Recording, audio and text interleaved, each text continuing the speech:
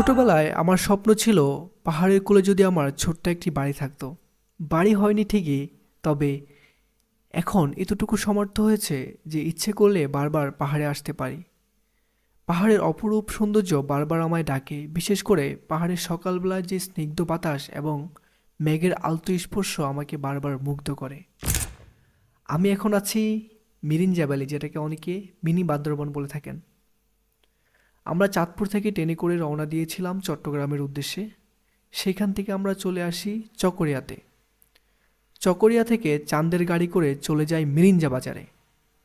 আর চাঁদের গাড়িতে করে আপনি আসলে পাহাড়ি রাস্তার অ্যাকচুয়াল সৌন্দর্য খুব ভালোভাবে উপলব্ধি করতে পারবেন।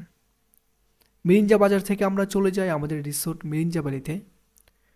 আর পাহাড়ের সবচেয়ে সুন্দরতম রাত হয় পূর্ণিমার রাত, আর সাথে যদি হয় বারবিকিউ, তাহলে তো কোনো কথাই নেই। রাত পেরিয়ে সকাল হলো। পাহাড়ে আসলে সকাল সকাল ঘুম থেকে উঠতে হয়।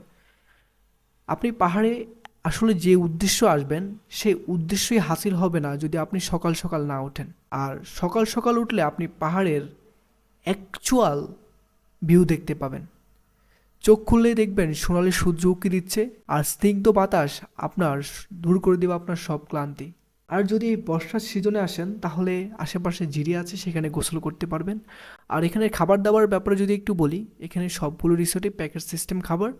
দুপুরের খাবারে মুরগি, ডাল, ভাত, ভর্তা এগুলো, রাতে বারবিকিউ, পরোটা, আর সকালে ডিম খিচুড়ি। খাবার বলা চলে অ্যাভারেজ, তবে দাম তুলনামূলক বেশি আমার কাছে মনে হয়েছে।